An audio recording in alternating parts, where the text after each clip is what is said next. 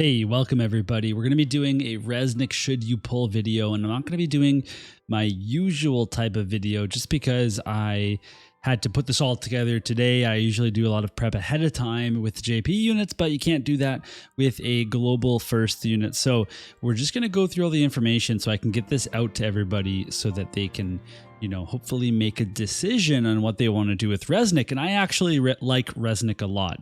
I do think that it's going to be difficult for a lot of people to pull for her considering what's coming up, but still, for what it's worth, I think she's a pretty decent unit. So let's kind of talk about why I think that. Okay, so what do I like about Resnick? What type of unit is she? Well, she is a 90 cost Earth unit. We're doing the notepad thing, by the way, and if you're curious what she can do, well, she's evasive. She's not super evasive, but like she has an evasion buff on her kit, and we'll take a look at exactly how evasive she is compared to other units later on.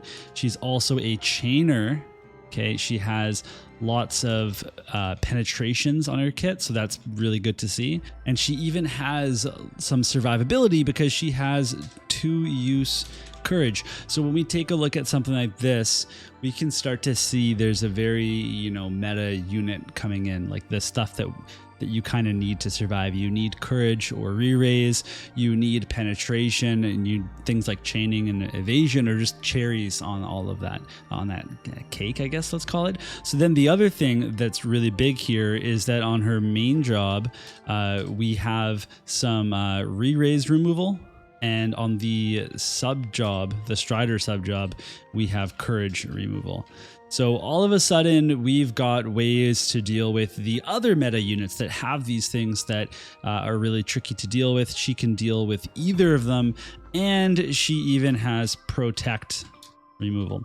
So there's a lot of really good things about Resnick that I think people will be into when they see that. I mean, she's not the master of evasion or like the most powerful unit, but she has a lot of really great stuff here, and she actually does get quite a bit of penetration on certain skills.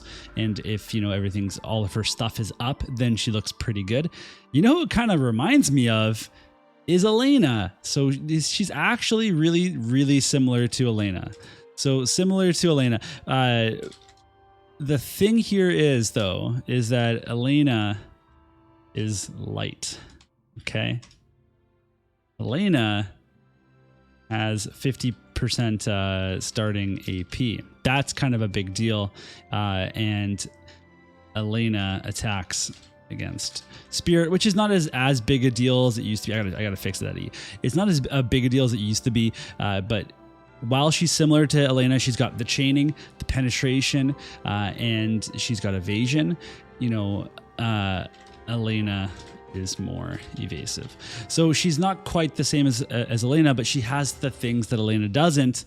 We go back up here. Elena can't remove shell. She can't get rid of courage or re-raise, and she only has 1-use courage. So there's kind of some trade-offs here, but I honestly think they're kind of similar units, and that's kind of interesting. Okay, so let's kind of go through some of the pros for Elena, and the first thing we're going to talk about just some general stuff, okay? So she's got good starting accuracy, and we're talking it's 186%.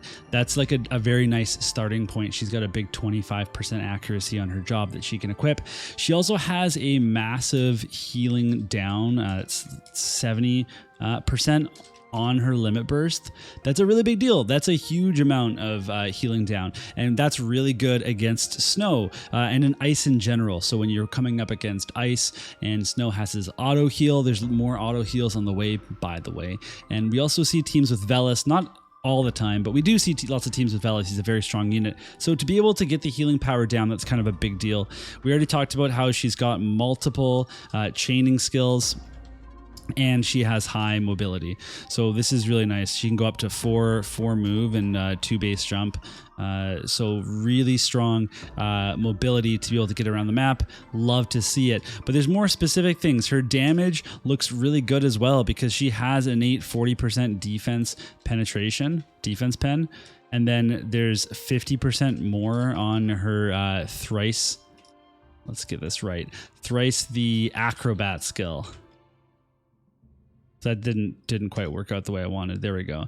So 50% more on her thrice the acrobat. So that's like the Zazan skill. And this skill is actually kind of crazy. Like if we go take a look at it, oh my God.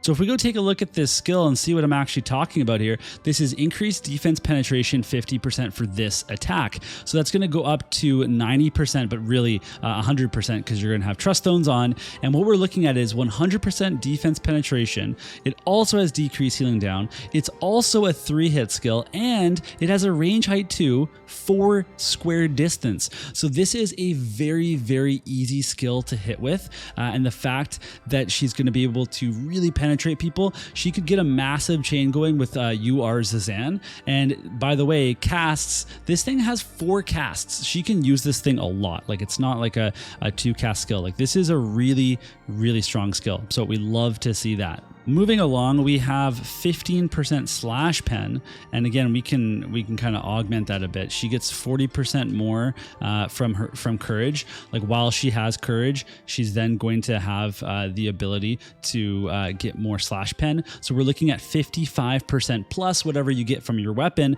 Now daggers, there's no slash pen dagger yet, but we're going to get the 20% slash pen dagger soon. So at that point, we're looking at, what is that? So this takes us to 55. So we're looking at 75% slash pen once Lysol's, Lysol, whatever you want to call her, dagger is released. So that's looking really good for penetration on both defense and on slash penetration. And there's even more because she has 38% single target imperil on her limit burst.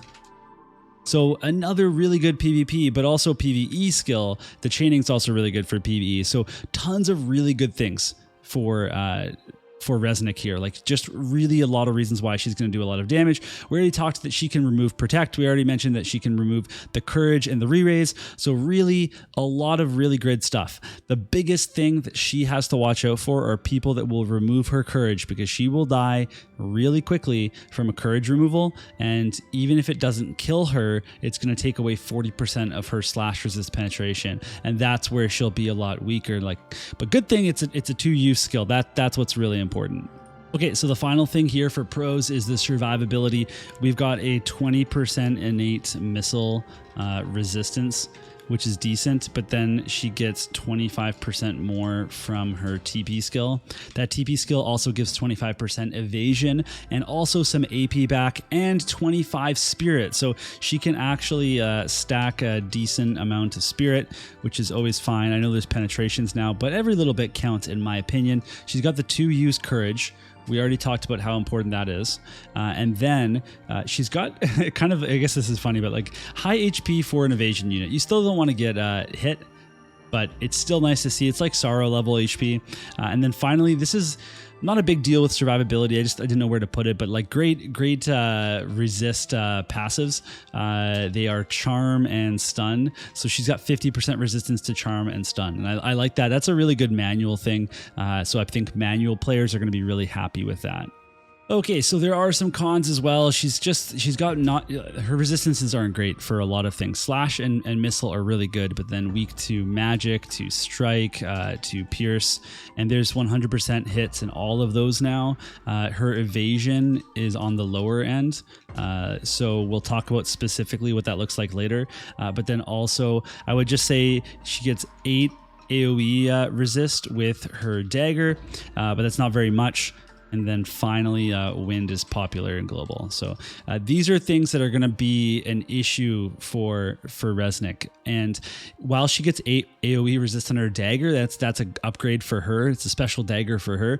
If we get Lysol's dagger with a job upgrade for Resnick, that dagger actually gives 10 AoE resist. So it's even better. The Lysol's dagger is really going to be better for Resnick in every way except that it doesn't give 15% luck, but you can get 10% luck from Trust Masters. So, I mean, if the 5% luck is a big deal, then you'll probably use Resnick's Hoppy Dagger or whatever it's called. But otherwise, the Lysol Dagger that's coming is actually pretty good. It's something that we should keep in mind. Okay, so now we're going to be looking at my evasion calculator, and I've kind of done a bunch of units here, some really important highlights.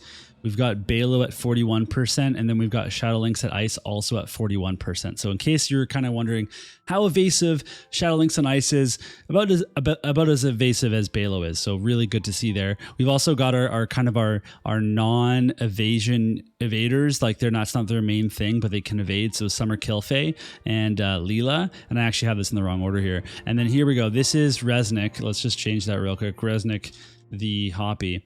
So Resnick the Hoppy is at 57% evasion, and the problem here is that she doesn't get that innate evasion boost that a lot of units get, like that 12 passive or 15 passive evasion. She doesn't get any master ability evasion like a lot of units do, and she can get more. She can get 4 more evasion here, but you have to sacrifice the Strider skill, the passive, that gives you 40% defense penetration and 25% accuracy. And that's kind of a big deal. That's all of her defense penetration, unless we're using that thrice the hop skill, whatever it's called, the triple hit skill, similar to Zazan's skill. So she really is going to likely be at 57. She gets 25% more from her buff, but really what we're looking at here is that she's going to be closer to Sorrow in evasion. So Sorrow can get up to 72%, but you also have to sacrifice her 40% defense penetration. Now, this is only a 3% difference, and I am running my Sorrow at the 60%,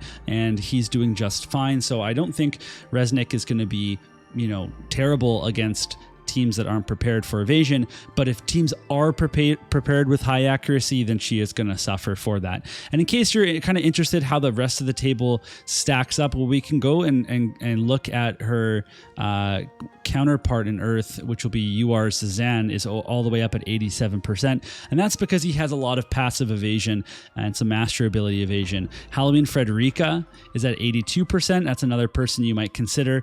Catone's way up there at 84%. So otherwise, you can just kind of pause the video if you want to look at this spreadsheet. I used a calculator that I kind of built in here. So I put in the agility and the luck, and then the evasion's calculated based off of the formula that you can see. Oh, maybe you can't see, it's behind my webcam. But the formula, oh my God, I just broke it. The formula's in here, and I can put in whatever passive boost they get, and it kind of calculates that out. And I round down whenever I do my calculations, because these games generally round down. All right, so normally I do a unit comparison. I didn't have time to do up the old Final Fantasy menu. So what I'll just say is that she stacks up fine compared to a lot of units. She's got a high attack stat. She's got better HP than a lot of the evasion units, and that her agility is actually pretty good when you factor in that she has the evasion passive.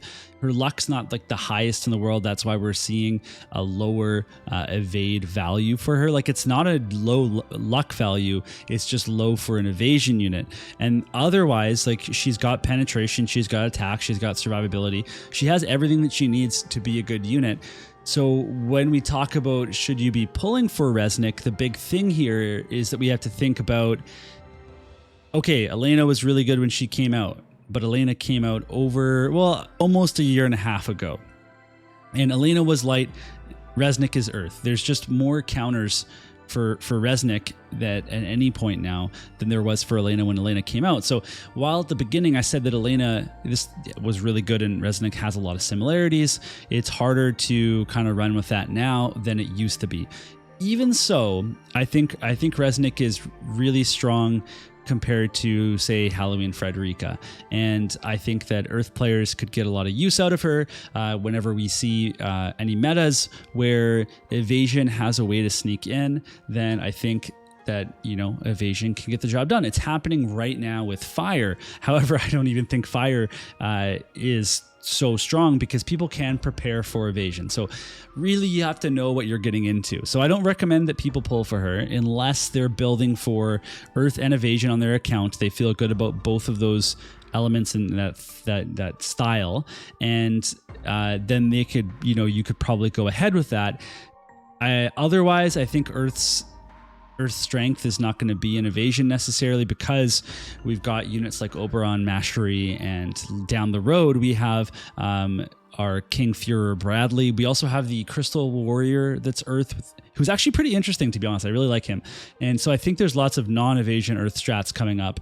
So I don't think that she's absolutely essential. I think she's going to be difficult to fit into rainbow teams as well. We can think about Though down the road, we have Lisal's VC that's going to come out, and it's actually kind of interesting because it's 24 slash resist, it's 40% attack and 25% accuracy, and guess who can use it besides Resnick the Hoppy? It's Queen Mashery, so you can actually get 2 Earth units on there, and then put a third Rainbow unit of your choice that would fit in there, and that's kind of interesting. So you can go look at that VC if you're pulling for Resnick, because that's definitely got to be on your radar, especially if you have Queen Mashery.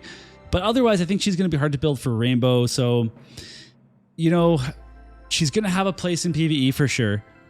She's going to be a solid damage dealer in PvP. And because she can remove courage and decrease healing power, she can really deal with snow and ice teams, because she has also that missile resist, and she can actually deal with a lot of teams that are using the Halloween Ryu TMR, because she can also remove re-raise.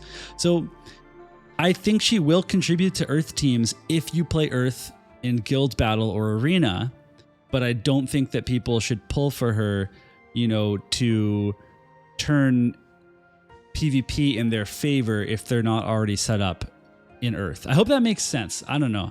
I didn't have as much time to think about this one, but that's my opinion. I think that she's a really good Earth unit, but I think a lot of us are going to skip her because there's lots of good things coming up.